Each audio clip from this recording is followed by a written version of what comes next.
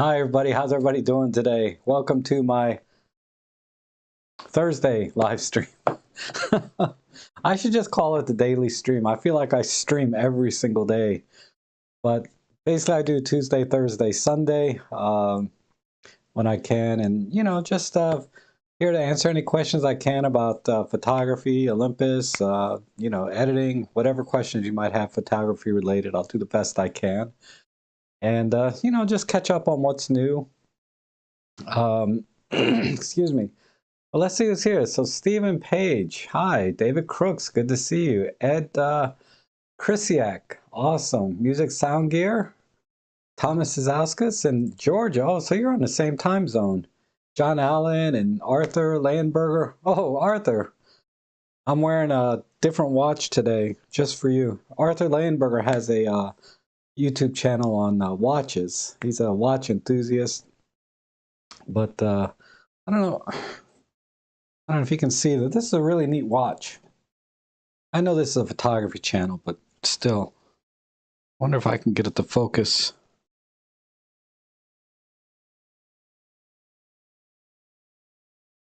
Why is everything so dark? Put an aperture. There we go. Focus. Hold on.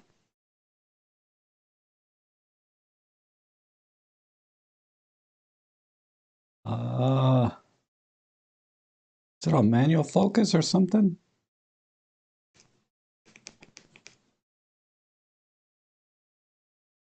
Yeah, it is for some reason. But I have a tumbler watch on today, so I can. Isn't that cool? I love this watch. It's hard to read because of my dying eyes, but still, I think it's pretty cool. Anyhow, let's see. Friday the 13th. What is that all about? Chuck Egger, good to see you from Tampa. Oh, I'm so jealous. Of course, right now it's hurricane season, so I don't know. I don't know if I'd want to be there or not. Um, Pre-football special presentation. Oh, I don't follow sports at all. I didn't. Is there a game tonight? I have no idea. Uh, Randy, good to see you. Randy, you said something in the last stream because I always go back and read all the comments. But you said something in the last stream about you have a video about drinking and driving on Flickr. I couldn't find it. So were you just kidding around or were you serious? Because I just could not find it. Uh, Amsterdam, awesome. And DeMorkan's here. DeMorkan and I have been kind of commenting back and forth on one of the videos. And then he just recently posted something in my forum that really is it's a tough question about photography. I mean, I referred him to a couple of videos, one that I did and one that was made by Ted Forbes. I think his channel's called Art of Photography, I think. And I don't know, it's basically, I guess the gist of it is, we used to do photography to make prints, but now everything is, most of the photography is digital now. And, he needs some idea about how he can improve his photography in a digital world, coming from photography when we used to print everything and now everything's pretty much online. And, my answer at the time was, and this was like day before yesterday, I think. It's basically, photography is about capturing a moment in time. And, it has to be a decisive moment or it has to be a moment that has meaning, right? And that's really the best way to improve your photography. The format doesn't matter whether it's film or digital. But I don't think I really answered the question the way he was asking it. And, so I referred him to a video about that I did, the most important thing in photography, and then also another video by Ted Forbes called, Make Photography That Matters, I guess, which is, kind of the same thing that I did, but different, you know. And so I don't know, it's a tough question, what is photography today? And how do you do photography for online, if that's a thing? I mean, to me, photography, like I said, are those two things, decisive moments or photos with meaning. And I cited one of his own photos as an example of a photo with meaning or a decisive moment. It had both these things. And it was where, I guess a wedding party was on a pier, and the pier started to collapse under the weight of all the people on the pier. So you could see everybody kind of, their faces were like in shock and, trying to get off of this pier before they go in the water. So it has meaning because it's at the wedding party and everybody at the party, wedding is in it. And then it's a decisive moment because it's a split second. Something like that happens, right? And I would argue that, oh my God, hold on a second. I'm sorry. My mom is calling.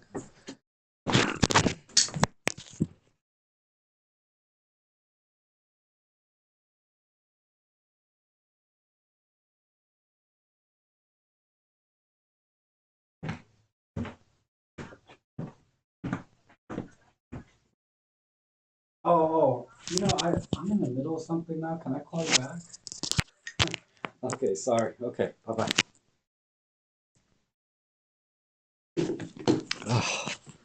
I'm sorry, guys. My mom is, senior, so I always have to answer if she calls. Might be an emergency.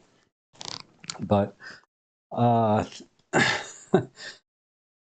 she calls me like 2, 3 times a day, every day, which is good, but then it's like a constant interruption, right?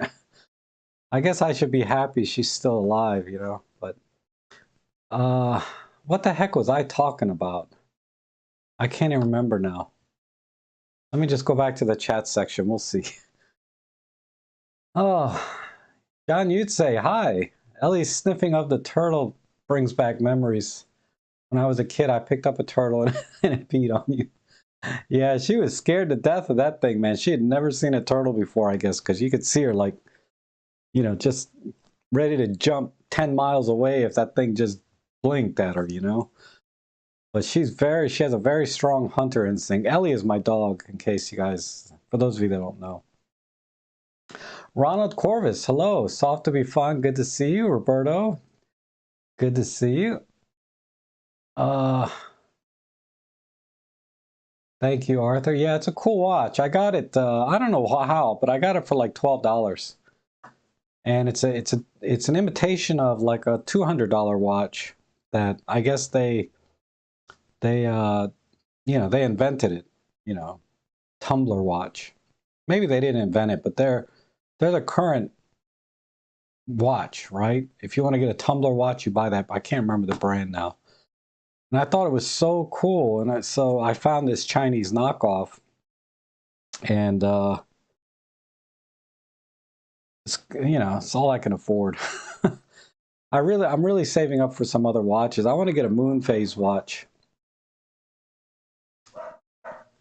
And then Stephen Page says, sorry to be a pain, but I uploaded the wrong image for the next show. Can you please not use it? Oh, okay.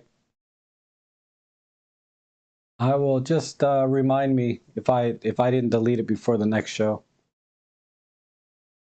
And Randy says, today went out with my hot rod, went to Jamaica, or Akumba, sorry, my dying eyes here. Thought I saw it all, but found the railroad cars up on hills. Photos being processed. Good. I can't wait to see them. Lauren says 67 degrees in California. Nice. About 60, well, it's about 54 now, I think, here. I forget. But it's getting colder. I had to put a sweater on. I was like rolled up sleeves earlier today. It was like really nice and balmy, 70 degrees. And then my house temperature dropped like 6 degrees. It's like 64 in my house now. A photo can change the world, yes. Can an online one do the same, Roberto? Oh, I'm sorry. DeMorgan says, for discussion, prints you live with over time, online photos are quick look and move on, so it takes a massive work to tell the same story. I think it really depends on the viewer, you know? Because before online, people that were interested in photography or particular photographs or kinds of photography would go to galleries or shows and look at them. And I don't know if that audience has really changed much. You know, people that still want print photos will go to galleries and things like that. I assume. I don't really know the market. And the online photo viewer, they've always been look at it fast and move on. I mean, I'm guilty of that. But there's some photos I do take some time and I really look at it, you know, top to bottom, left to right, where the lighting is, you know, what are the subjects, what are the like accents in the photo, you know, all the things that make a photo interesting. And excuse me. So I don't necessarily blow through, you know, a photo or look at a photo very quickly online. You know, on Instagram I do. You know, those you have to go kind of quick because there's so many. So you're forced to do it. But, you know, like when I go to Flickr, I'm a little slower when I go through those. You know, I look at them and if it catches my eye, I might take some time to look at it, particularly if it's a photo that I'm really interested in. But hey, Rob, took your advice about the train shot. Oh, okay, good. I guess that was from the photo editing. It's a great time for stream. I'm in upstate New York. Oh, okay. And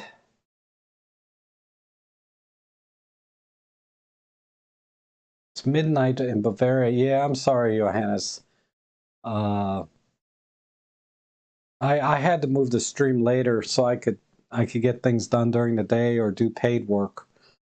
Because the way it was now, the stream normally started 3 hours ago. But if I have a paid job, it'd be hard to get here by 3. So I just had to move it up. And as a result, I got a video out today too, because I had time to edit it today. I finished it right around 4 o'clock, I think. I spent about 6 hours making that video today. It's amazing how long it takes. You know, I was thinking I'd start, you know, around 10 o'clock and I'll be done about noon and have lunch and rack up all the views and coffee money, right? But then 4 o'clock, straight 6 hours.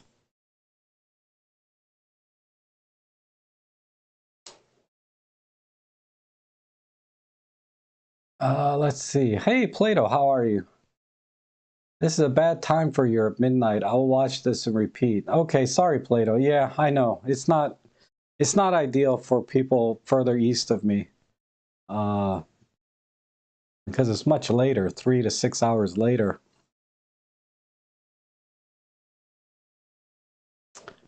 But yeah, to Morgan's previous question, he has a post on my forum where he goes into a little more detail about his question and his perspective on it, I guess, about prints are meant to be seen and you know, how prints, I guess, mimic art in a way is the impression I got. You know, he cited like the Mona Lisa painting is supposedly one of the greatest paintings ever. And if you look at how the light falls on there, you know, it's a pretty detailed post. I tried to read it carefully. I'll have to read it one more time. But I didn't skim it. I actually read through the whole post. And then I'd have to read it again and really let it sink in before I could respond to it and share my thoughts. But apparently there's a part 2, 3, and 4 coming. So I'm looking forward to that.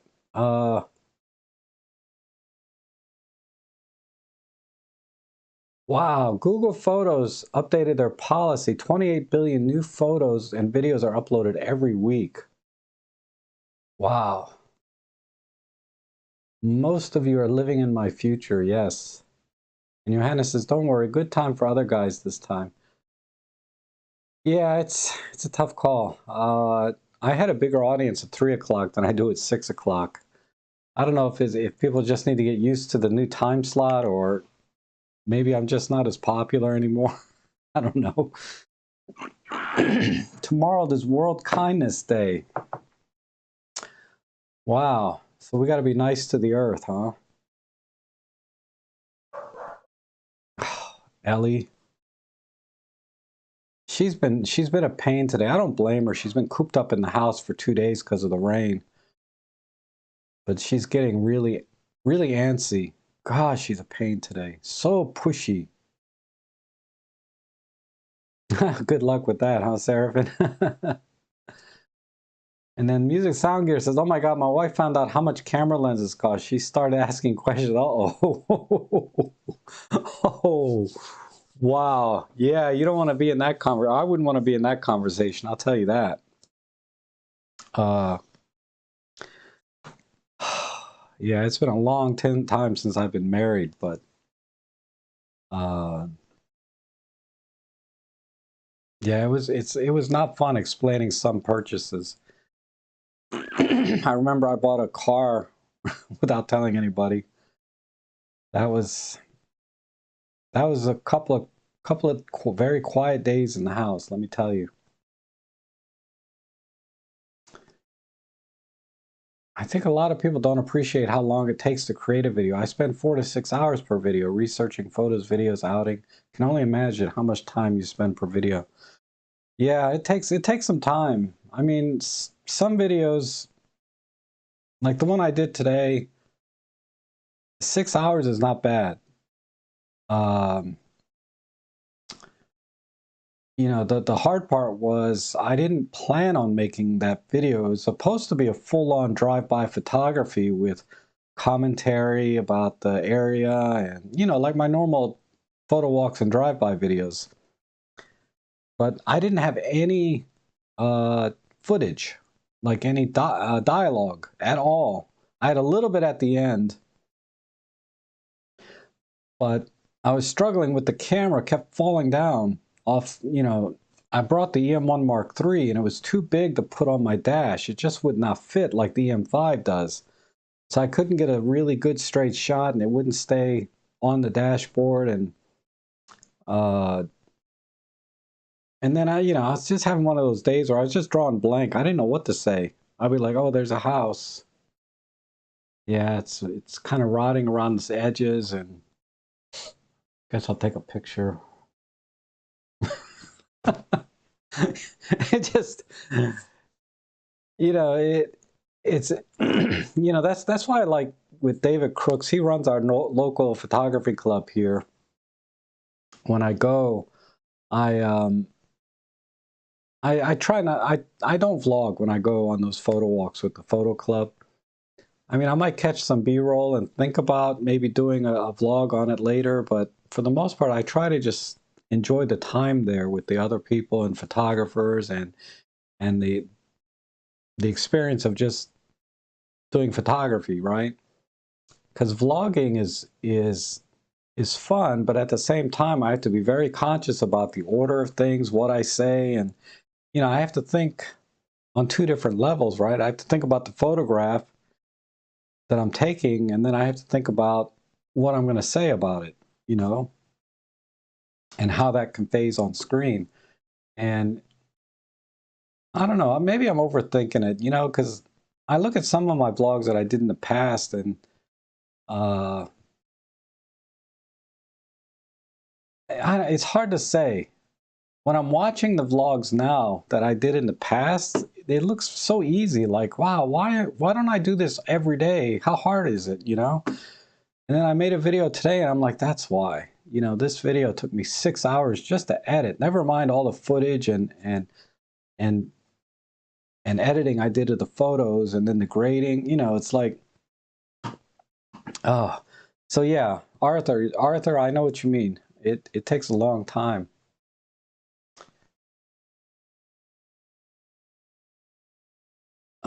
I told I told her Micro Four Thirds are way less expensive. Yeah, that argument doesn't work, you know? Um, I don't know what works. Nothing ever worked when I did it. I just did it. You know, what's the word? It's easier to ask for forgiveness than it is to ask for permission. So that's the route I go. Gold price is down. Oh, that's a shame. Robtrek, do you have a drone or thought about buying one for your work? I do have a drone. The problem is within 50 to 60 square miles of where I live, it's a no-fly zone. Any work, potential work is drone exclusive. There is no drone work in the area. Once I get about, 50 or 60 miles out, then there's a few patches. But, every national park, every local state park, no drones at all. And then for professional work, like in real estate, like I said, it's a no-fly zone for about 50 square miles. So I can't even use it for work, really. I mean, there's a rare occasions that I do get to go 100 miles out. You can fly drones, but it's tough.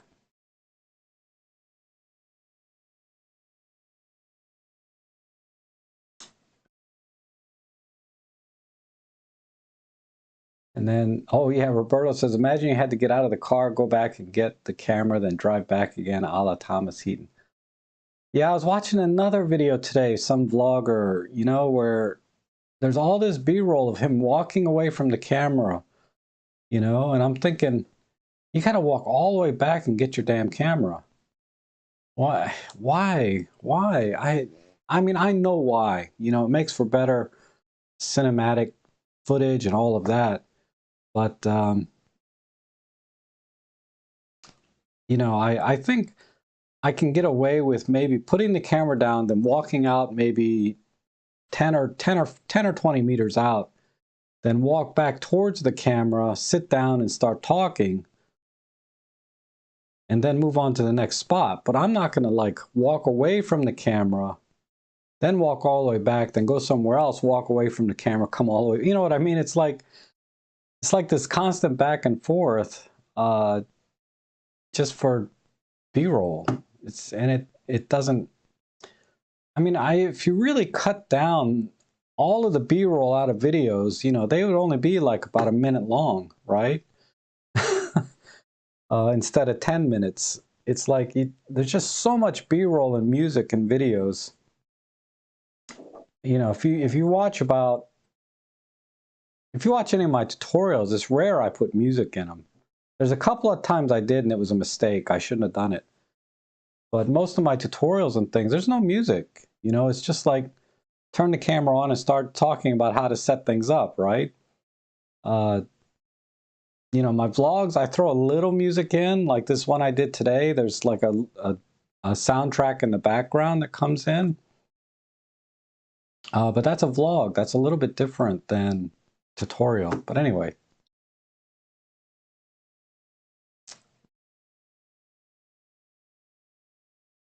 Yeah, when you have a photo business, it's easier to explain the cost of a new lens or camera body. Yeah.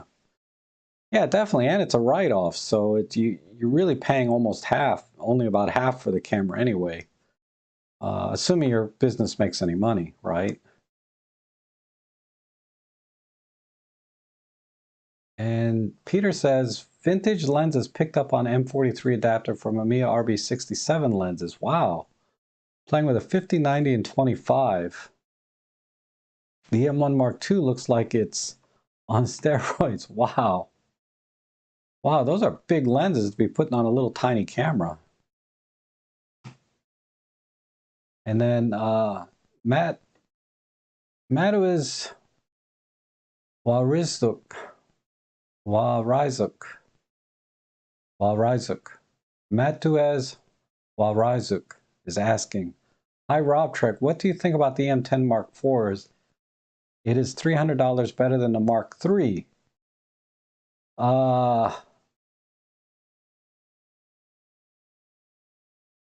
It depends.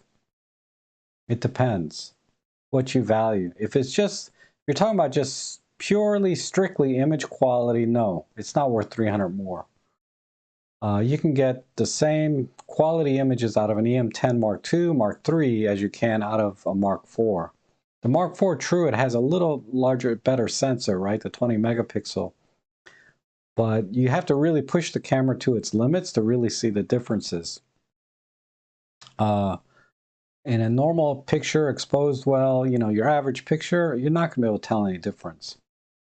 Feature-wise, very little difference also. I'd argue the M10 Mark II has the most features over the M10 Mark III and IV.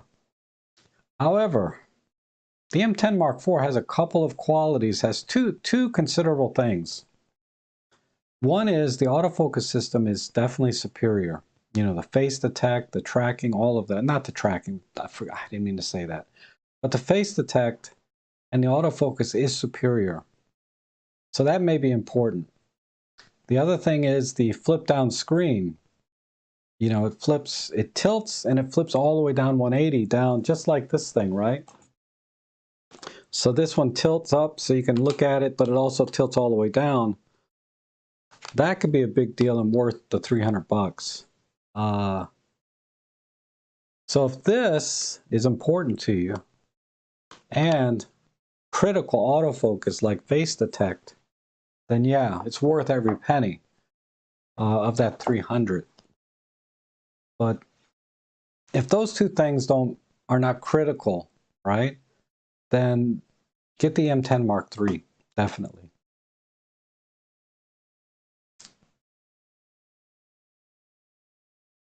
And DJI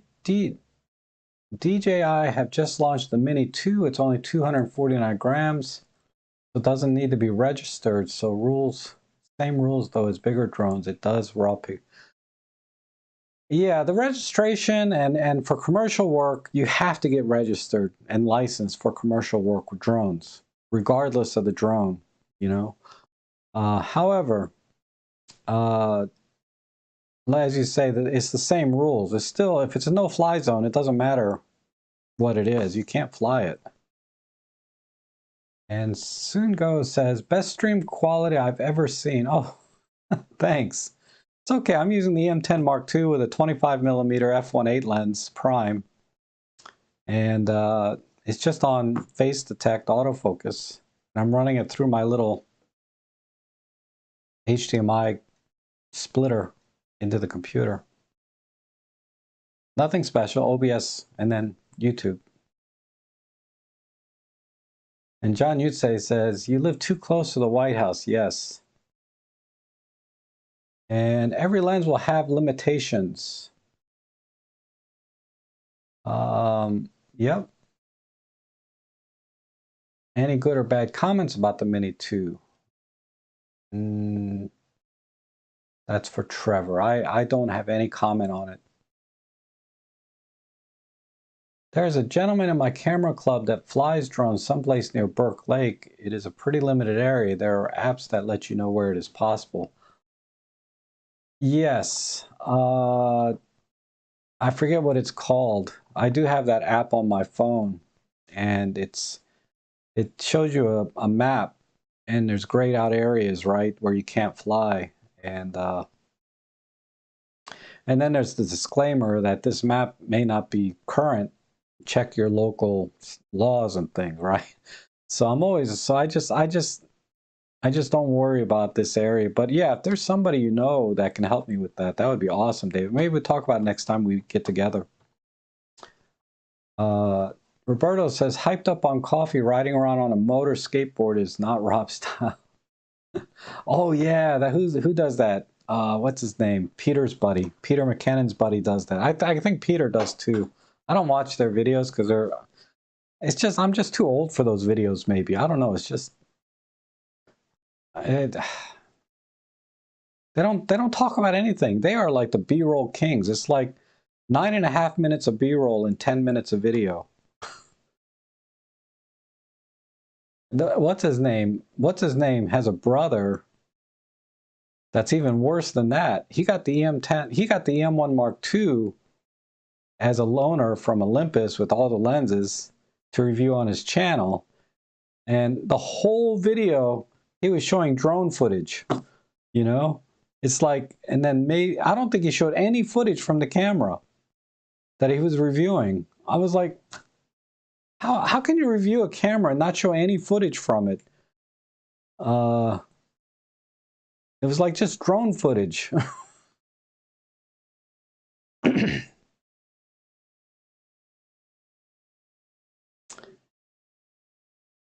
And David Chris, I do not like background music when someone is typing, trying to teach me something. It's distracting. Yes.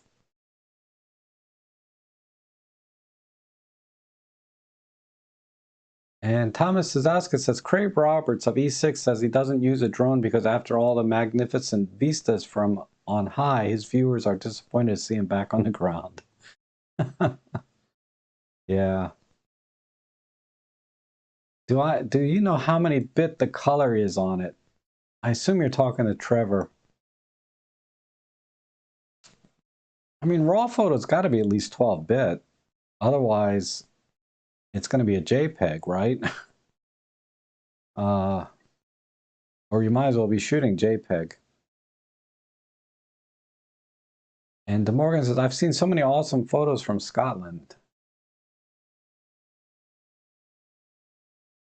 Oh, you're talking to Trevor. And then Matt made to use.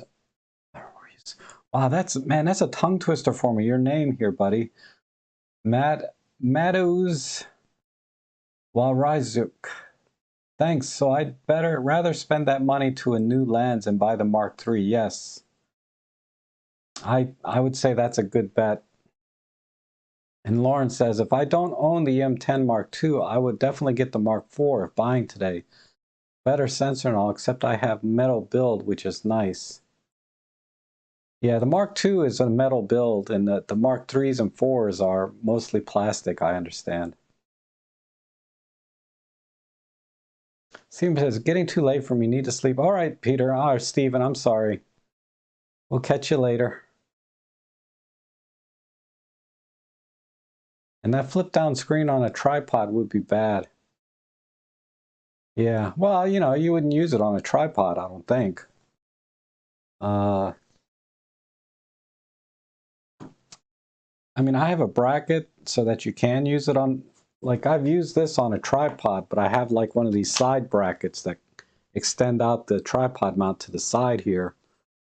So you can do it, but it's not practical, really. And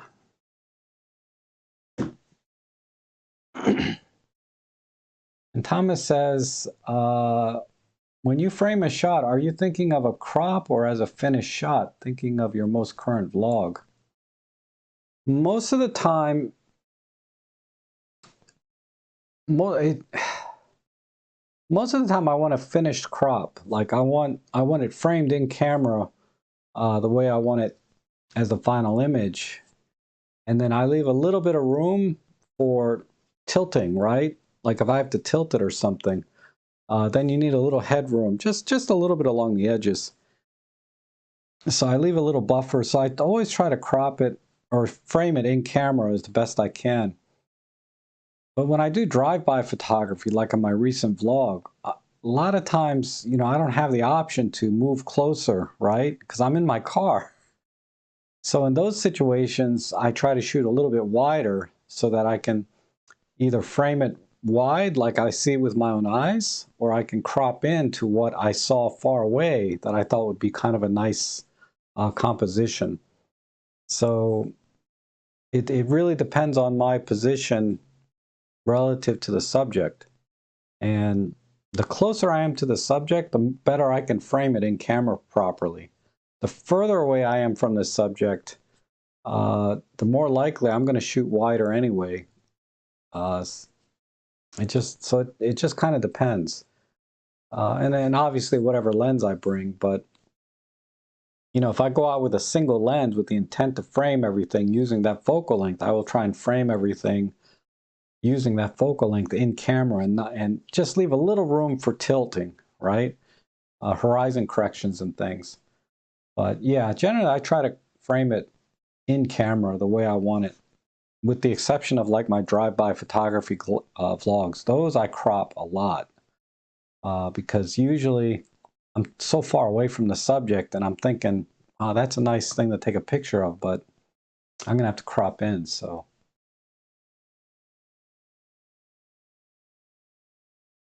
And do I have a link to that bracket? No. I can find it though.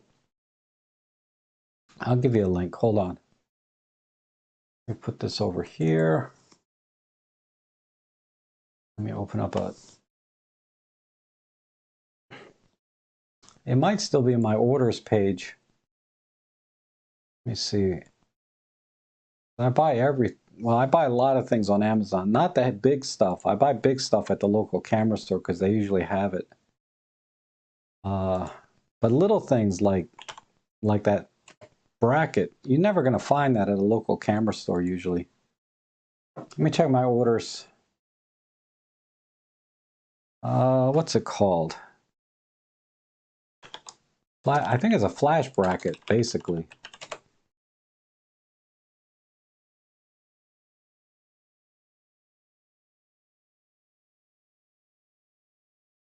No.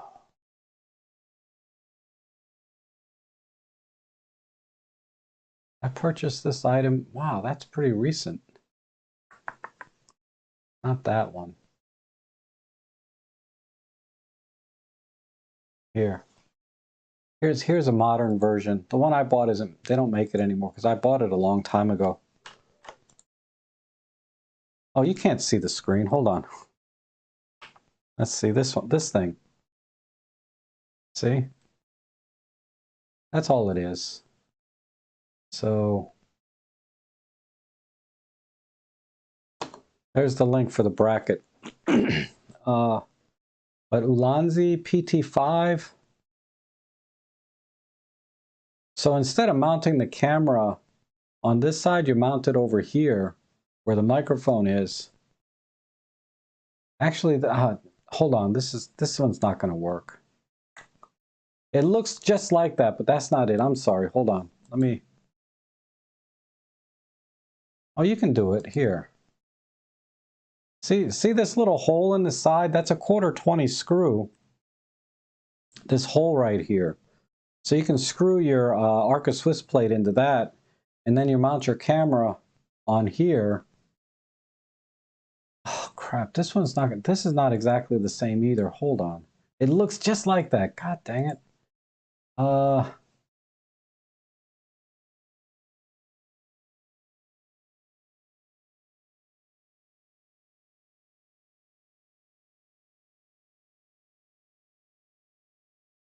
This thing. Let me see, this will work, right? There's a hole there, there's a hole there.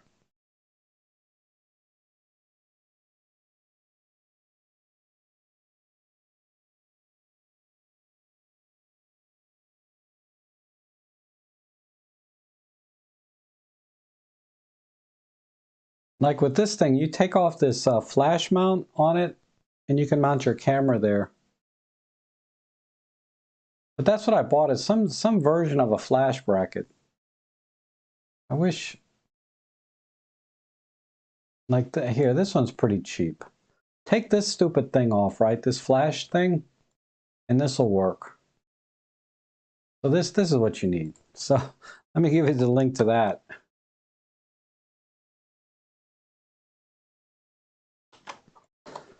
All right, I'm sorry, I was a little confusing there, but that's kind of like what you want to look for. Just make sure it's long enough for your camera. So you have to measure this hole to the other hole. They give the measurements on the site. If this one doesn't work for you, you can find another one. That's what I did. I used to mount it just like that.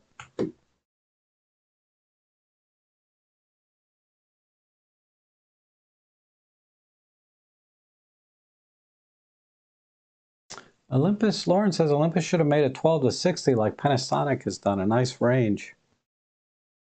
Yeah, well, they have the 12 to 50 from back in the day. They don't make it anymore. That's pretty close, 12 to 50. Let's see.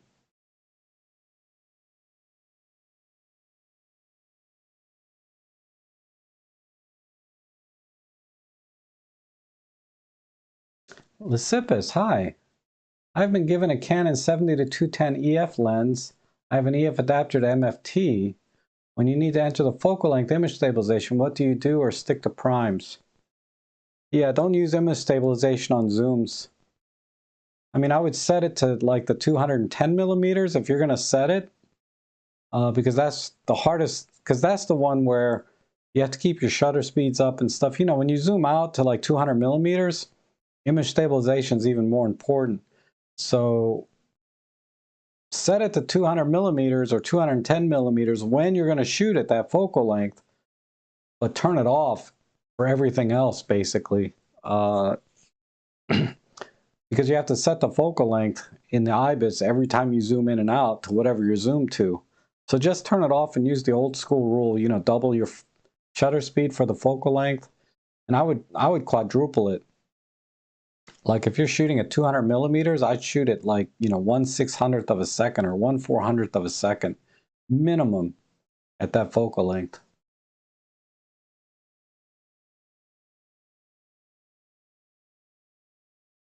Yeah, I knew you would get it, Roberto. It's a very simple idea, right? It's just a flash bracket. Thomas Zazaska says, per cropping, recently I've been taking wide shots with 16:9 in mind, prodded by Peter Forsgaard. I crop top and bottom to increase focus areas, especially bottom and front. Yes. I used to set my aspect ratio in camera to 16:9 when I first started vlogging, because I said I want to show the images full screen. So if I take the pictures in that aspect ratio, but over time I just didn't like cropping or shooting in 16:9. I like shooting 4:3 and then cropping in post later. But yeah, I always leave room for, I always try to compose the shot based on 4:3, but I leave room for tilt. If I plan on shooting 16:9, I'll change the aspect ratio in the camera.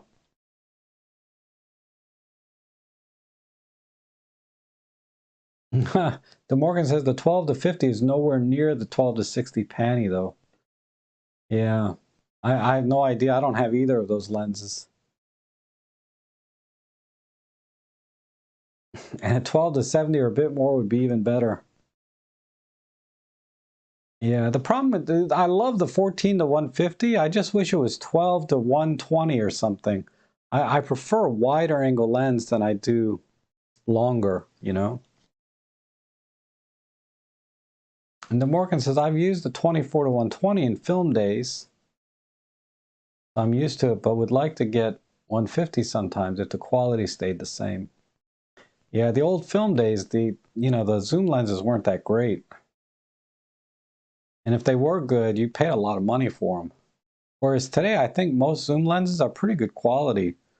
I mean, very close to primes now.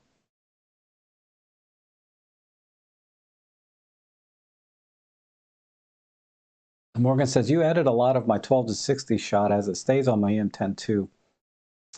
Yes. It's a good hiking combo. It is. I'm content with the 12 to 32 on my...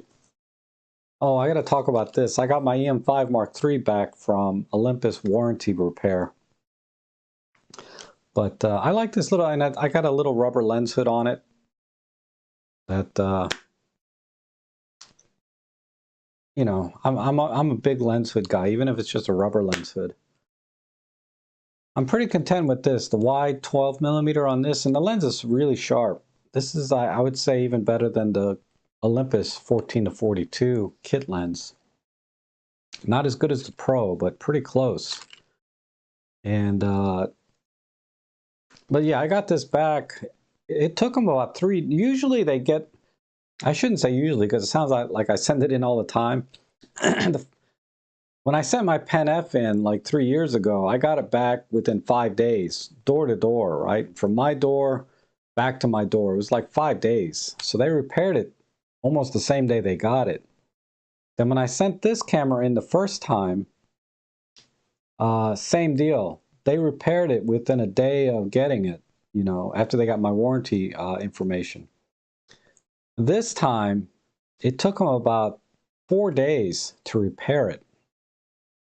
From the time they got it to the time they sent it back to me. So it was about 7 or 8 days for me to get this back. And what they did is well, first, what was wrong with it was overheating, basically, right? I turned it on, and after about 10 or 15 minutes, it was hot, draining the batteries, all that good stuff. So I sent it in. They sent it back to me. But what they did is they replaced they replaced the circuit board inside. Not the sensor or anything. They said they replaced the circuit board. So apparently the circuit board went bad in it for whatever reason. But now I tested it. Doesn't seem to be overheating anymore. So I'm sure they fixed it this time. But wow. Did the box they do not drop. That would be hilarious. And Meadows says, Walrizik. Meadows Walrizik. Meadows Walrizuk. Meadows, I'm sorry, I'm trying to pronounce your name. Meadows Walrizuk says, I will mainly do product photos. I'd like to buy a 45 f1.8, but sometimes I also want to take my camera to the mountains or on another trip. Could you recommend lenses that will work for that? 14 to 150 is weather sealed. The camera's not, but the lens is. That's probably your best bet. I mean, the camera's going to come with a kit lens, the 14 to 42. That's probably all you need. But if you're going to replace that or add to that, the 40 to 150 kit lens for $99 is a good deal. That's what I would recommend if you already have the 14 to 42 kit lens. If you don't have the 14 to 42 kit lens, then maybe just get the 14 to 150 used for about $300. And then I think that's money well spent too. And Trevor is asking, what tripod head do you use? As I have just bought a Benro gear head, and I think I will enjoy it compared to my ball head by taking a little longer, yeah. Yeah, I use a Benro, what's it called? It's in my, oh, it's right here. I can look at it. I forget the model number.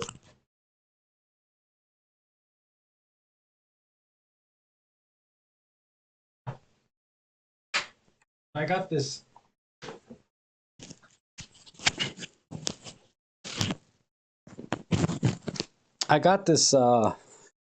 The Benro.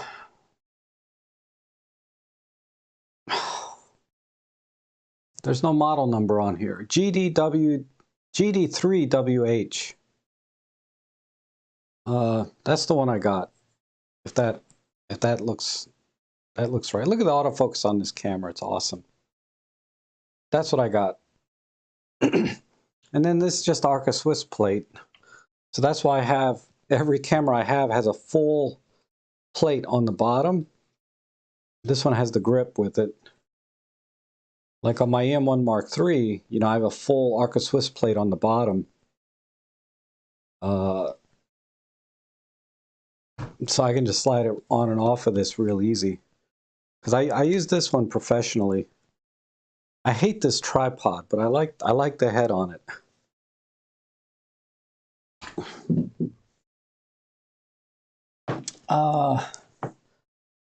Then I have the various ball heads, tripods, my whatchamacallit brand. That other brand, MePhoto, I have a couple of MePhoto brand tripods that came with ball heads. So the new EM5 Mark III is a hot item for Olympus. The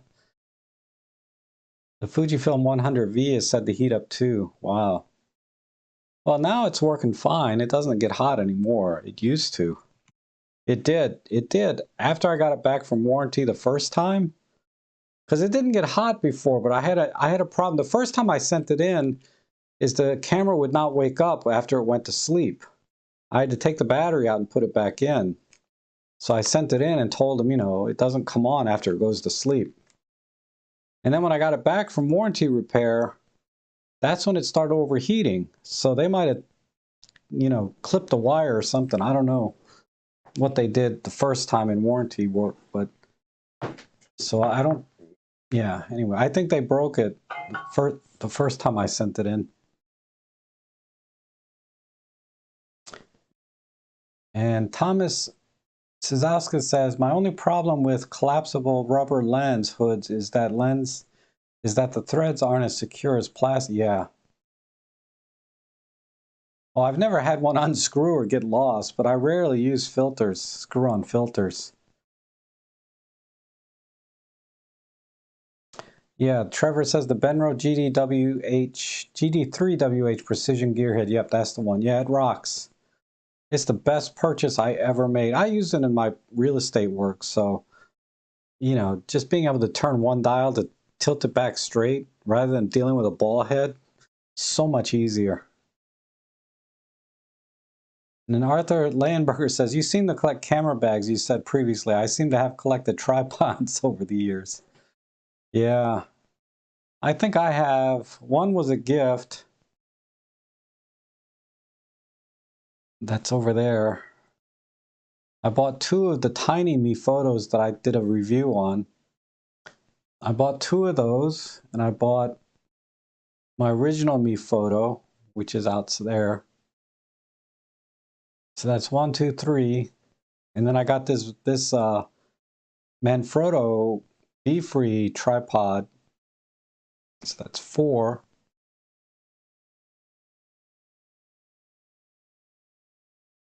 And then I got another one that I paid like 30 bucks for. So I have two El Cheapo $30 type tripods, and then I got two decent ones and two okay ones. I don't know. Anyway, tripod's a tripod. I'm not I don't know. Tripod's important, but I haven't really, I really need to invest in that, in a really good tripod, but so far these are working okay. But they do flex a little sometimes. And I really need to get a better tripod for my Benro gearhead. Then I'll have a good tripod with a gearhead on it and a good tripod with a ball head on it. But right now I only have one really solid tripod that I use with a ball head, but this thing I use with a gearhead.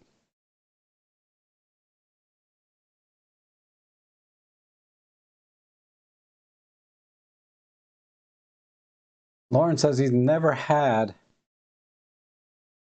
a camera fail, never had an SD card fail. I've had SD cards fail a couple of times. Like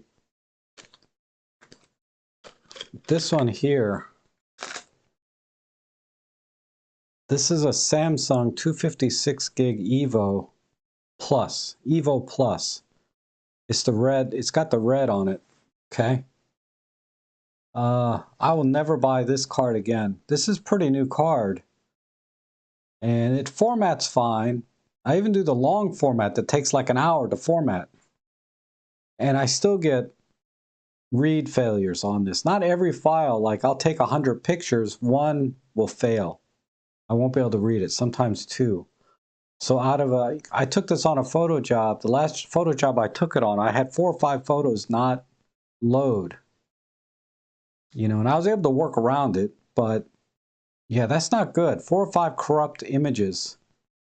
So it's not like the whole card failed, but time to time, individual photos will be corrupt. And I'm not talking about video where I'm shooting high bitrate crap. You know, I'm talking about just regular photos. This card should be able to handle that. And then this is my, oh, it's in a camera right now.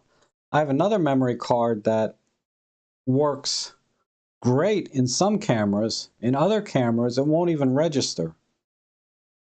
So I use that just as a test. Like when I'm doing tests, I'll use it for testing and stuff, like if I'm doing test shots, but I never use it on a job because even though it works great, say in my EM1 Mark III, when I put it in my EM10 Mark II, it doesn't work. It's like it'll say no card. Or if I put it in, you know, it's kind of random. Sometimes it works, sometimes it doesn't. Can't figure that out. And but that was one of the first SD cards I bought 6 or 8 years ago. I mean, I've had that card a long time. And about a year ago, it started acting up like that. Like it works great. It'll finish a whole photo shoot, like a photo walk, no problem, in the right camera. But in some cameras, it doesn't work at all.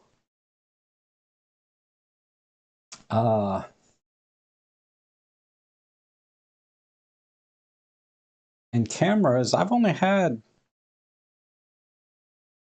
my Pen F failed about a month after I got it. It kept turning off on its own or something. And then after they fixed it, not a problem. So I've had that almost 4 years, no issues, right? Whenever it first came out, I bought it and then had it go into warranty after about a month. And then the EM5, no problems. My EM10 has all kinds of problems because I've dropped it so many times. So I'm not blaming the camera. It still works, still takes pictures, but like the time and date doesn't save anymore. The EVF auto switch doesn't work, and there's a couple other little things sometimes are glitchy. But you know, that camera, that's the very first Micro Four Thirds camera I ever bought. And I've dropped that thing more times than I can count.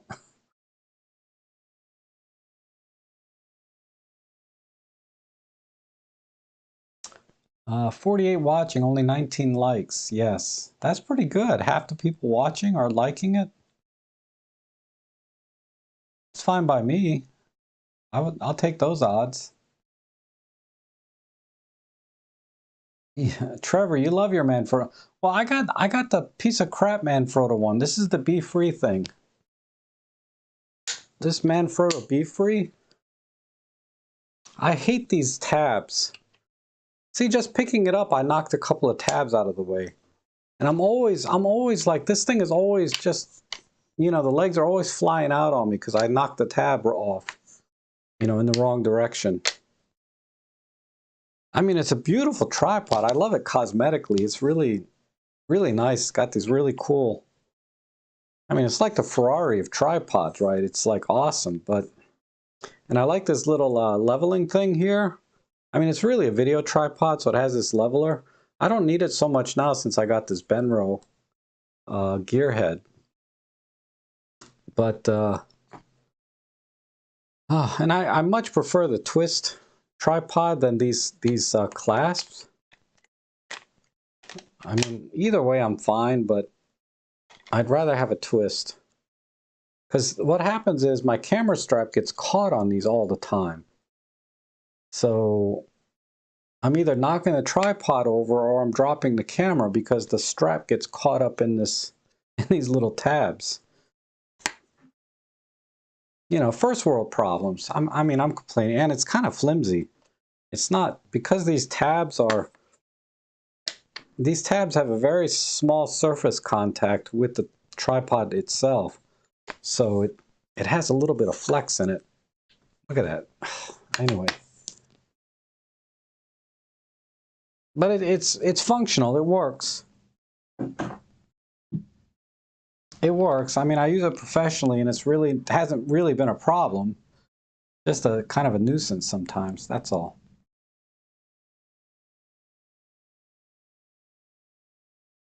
And what's up with Best Buy in California? Only half stock these days in the stores. I don't know. The stores around here are fine. SanDisk, inexpensive at Best Buy. Huh. Yeah, I like SanDisk though. SanDisk and Samsung. Not the Evo Plus, but the green ones. The green ones are good. I'll be quiet, Alexa. Samsung Evo. I can't read it. Evo Select. The Samsung Evo Select. Okay, this is a good card. And this is the only card I would buy that has a Samsung brand on it. The Evo Select.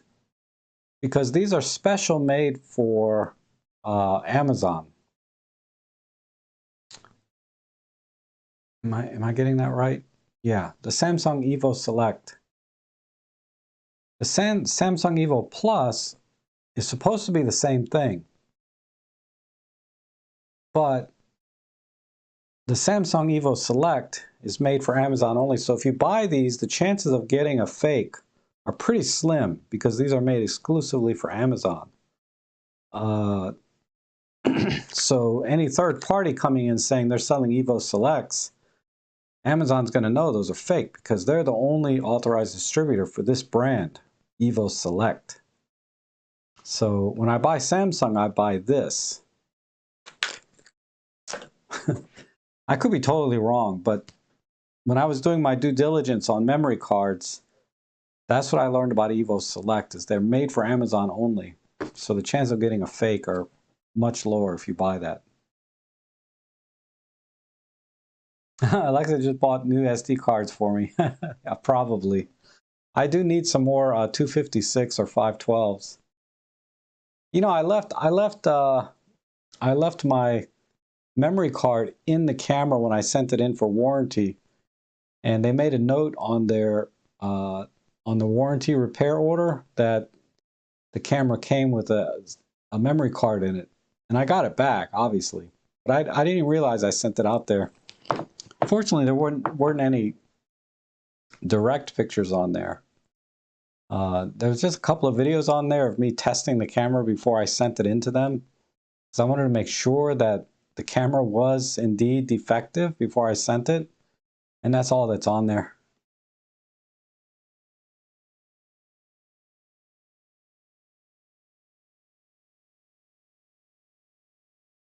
You're off to get a sandwich and you'll be back. Okay.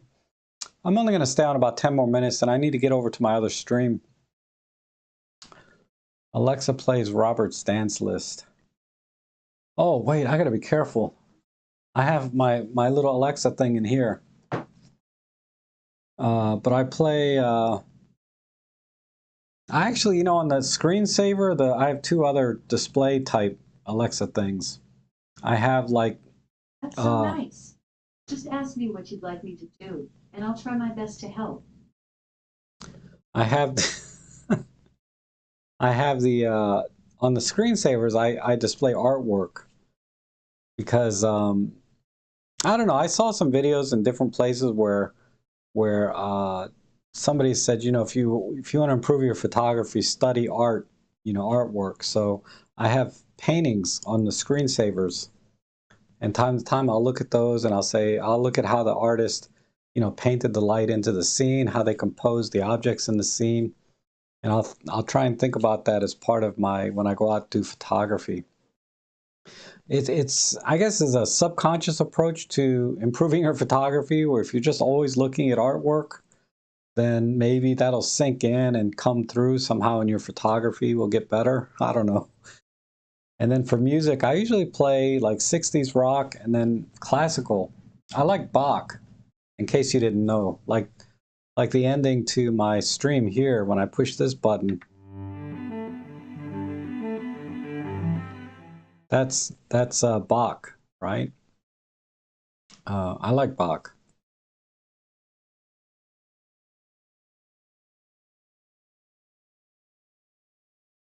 And Arthur says, I bought a couple of very expensive Leica ball heads in the 80s, still going strong, and it's a slight twist lux. Wow. Yeah, you know, I just went the cheap route so many times on tripods. You know, I bought the $30 ones, and then I bought one tripod, it was $180. Still works great, but it's not as good as like my friend Walter has a really good one too. I forget what brand it is, but it's big and heavy. And then DeMorgan says, I like my Vanguard Alta Pro 263AB tripod for the money, although I did modify it a bit. Yes, I did look at that exact tripod model. It's like $180 on Amazon. I like the idea of being able to extend the tripod pull out so I could have a have it away from the base. I'm just I'm debating that or spending double that and getting a Manfrotto version. Manfrotto makes kind of the same thing, but it's a little bigger tripod, so I'm debating if I should get one of those. I mean, I don't need it for my professional work so much, but I could use it for my YouTube channel, you know, to do overhead shots and things. It'd be a little bit easier if I had a tripod. Because what I do now is I use these clamps to hold the tripod out sideways to do these shots that should go down. I have a couple of tutorials where I'm holding the camera and there's a table shot coming down from above. And I just used a clamp to hold the tripod out over the thing, and it's a little rickety. So I was thinking about getting one, but then $200 just to make a video every now and then, I don't know. Just I mean, I'd love to, you know, I love helping everybody and making tutorials and things, you know, that's I have no problem with that part of it, but the spending big money, you know, like that for that is a different story. If I can use it professionally in something else, I would buy it right away, but the only purpose I would have with something like that would be for doing videos on this channel. And I mean, you guys, I'm sure you've heard it 100 times or 1,000 times, you know, just making videos and stuff on YouTube, there's really no money in it. You know, people doing it like me and Peter and Robin, I mean, you have to treat it as a business and keep track of everything, and you have to report whatever you earn, but for the most part, I keep getting texts from somebody. Oh, Walter's in the house. Hey, Walter, use a Gitso. Okay. Walter Rowe here. Thank you. Yeah, Walter has a really good tripod. Uh, yeah, Chuck, sorry, I don't mean to trigger everybody's ALEXA, you know? But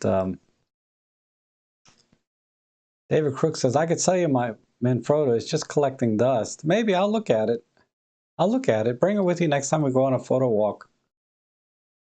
I have to see it and get a feel for it. If it's like the one I have already, you know, I'm not too interested. But if it's one of their other models that are more sturdy and rigid and have a nice flat base, so you can put a good ball head on it. Like I want to put my Benro on there.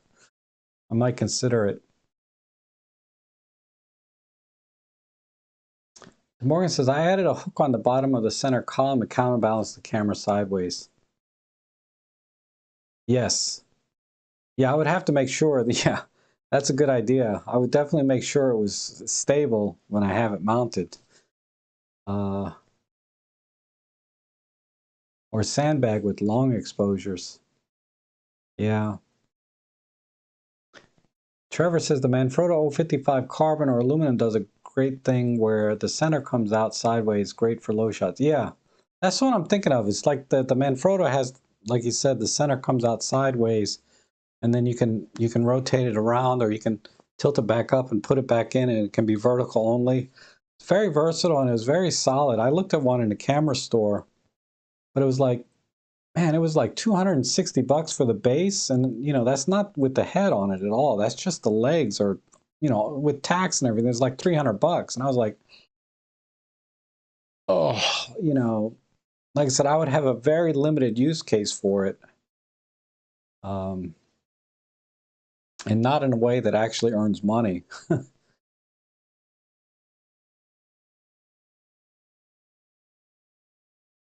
Yeah, no, I can't claim it as a tax. Well, I guess I could because it would be for my YouTube channel, which technically is a business, even though it doesn't make any money. Um, I mean, when I say it doesn't make any money, it's not much. It does make money, but John Yutze says, I have two tripods. One is really light. It has a hook on the bottom of the step, so I hang my camera bag on it. I've hung my camera bags before like that. It helps, but usually all my cameras are hanging off my neck and the lenses, so the camera bag doesn't weigh anything anymore. When I used to have my Nikon gear, yeah, if I had a couple lenses in the bag, it was like a frickin', dumbbell. It was heavy. But now with Micro Four Thirds, you could have your camera bag and a couple lenses, and there's no weight to hold your tripod down.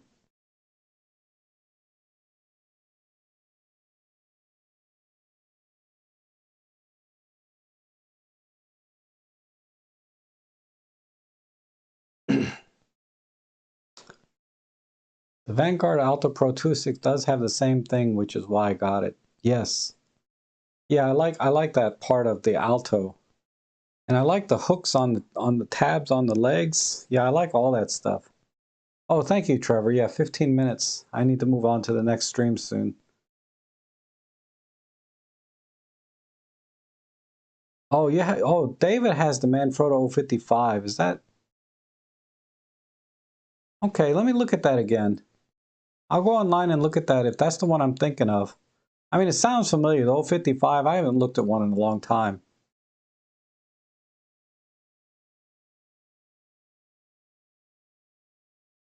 And then Roberto says, I got the Mi Photo Light one you recommend. It's a bit flimsy, but very light out in the field. Yeah, I take it. Yeah, I take it with me all the time. David saw me last week or 2 weeks ago when I went to the State Arboretum. I don't know if you remember, David. I had a little tripod with me. That was the Mi Photo that I talk about. And I took it to Great Falls, too. It's so lightweight. That tripod with the camera on it, and you can get it up to almost eye level. Not quite eye level, maybe about right here, fully extended. I mean, you got to hold it though, because if there's any wind, man, that thing will just blow right over.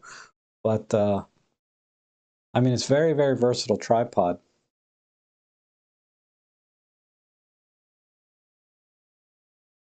Oh, it's as tall as you are. Yeah, yeah, okay. Yeah, I'm definitely interested in that then. I think that's most likely the one I saw in the store.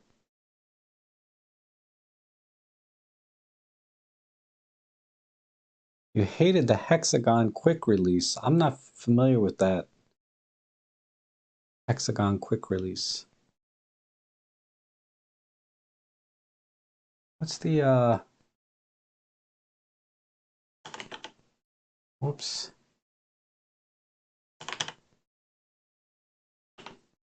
Manfrotto 055, right?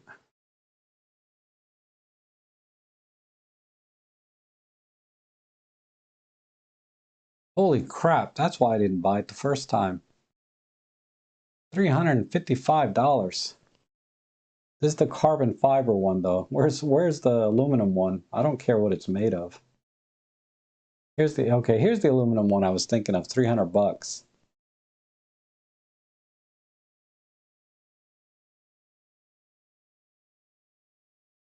And it's got that nice humongous, like nice flat plate on the top, which I like. The rotating thing. Yeah, that's all good. Yeah, bring that with you, David. I'll definitely get that off you. I'll give you $1 for it.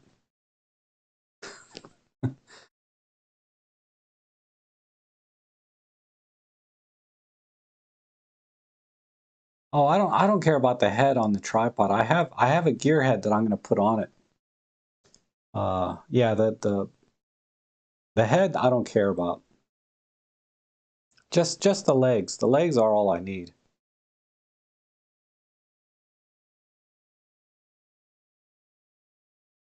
And then the other thing about this tripod is it doesn't have the stupid twist locks on it, which I hate.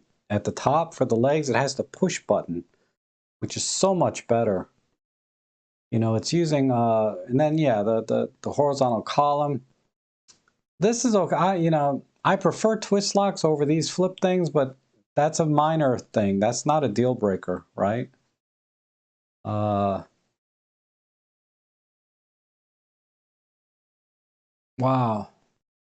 They have a 3-section and a 4-section. Interesting. What is a 4-section? Why is that so much more? Must be because it's taller.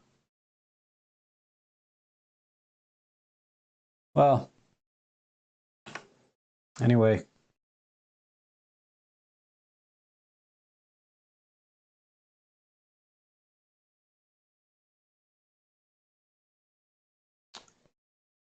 I have a 4-leg carbon and a 3-leg aluminum. Very solid, and center column is useful, yes. Walter says my Gitzo is a carbon fiber. I have a Kirk ball head.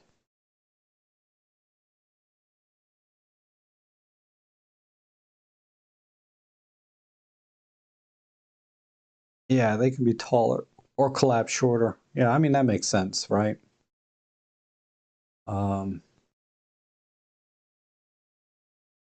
I would think the three-legged one would be more, 3-section would be more solid than a 4-section. Just, if you think about it intuitively, that may not be the case, right? It may be no different at all, but.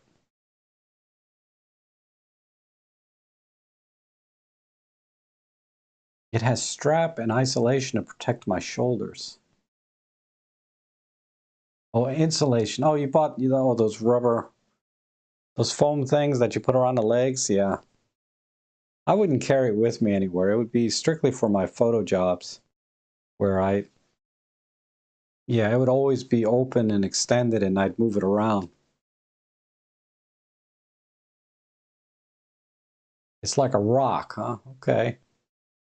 I'll have to take out, because, you know, I got another head that I want to use. Where is it?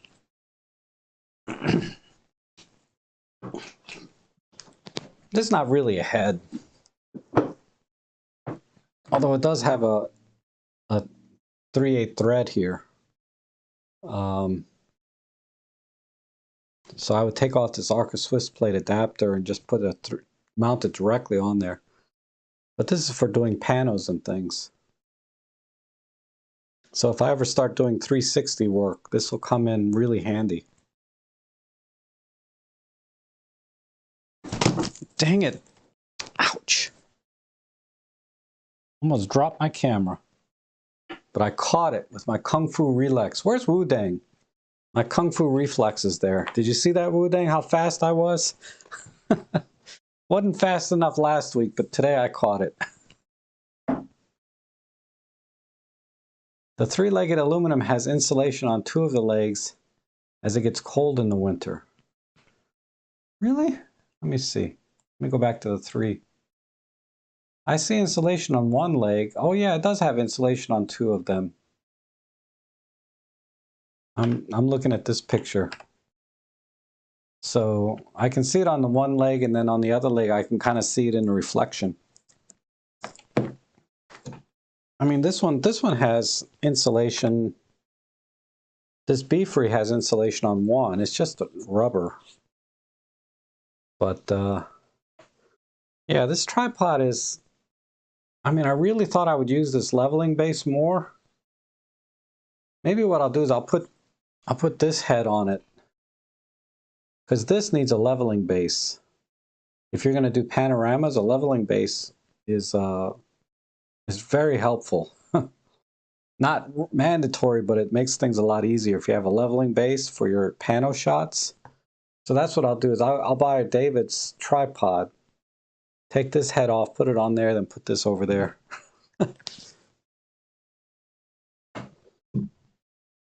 And I need to sell all my Nikon gear. Does anybody want to buy Nikon? Cobra Kai, way of the camera. Wow, it looks expensive. No, it's not. I think I paid maybe 50 bucks for it.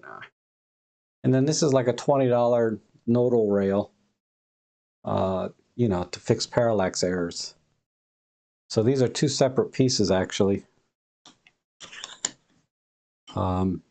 Just a simple nodal rail, right?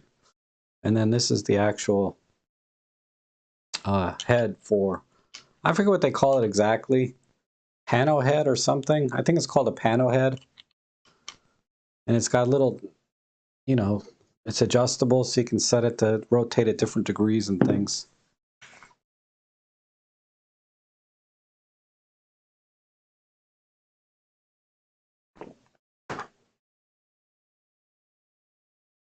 Five minutes. Okay, John, you're right. I need to get going, guys. So thanks so much for joining me today and spending your evening with me, or the last hour and a half. I really appreciate it. It's always a treat to talk to everybody and just sit back and relax, have some coffee or dinner, whatever you guys are doing. I find this time for me is very relaxing, and I really appreciate you guys being here for me. So I'm going to start my next stream, which is the photo editing stream, which is even more fun, really. So hopefully we'll see a lot of you there. Thanks for joining me today, and I'll be back on Sunday. This Sunday, though, I have Maddie Salanto and Emily Lowry from Micro for Nerds as my guests for this weekend on Sunday. So Sunday, 10 a.m. Eastern Standard Time. Definitely mark your calendars for that. That's going to be a great stream. Hopefully I'll see everyone there. But till then, thanks again.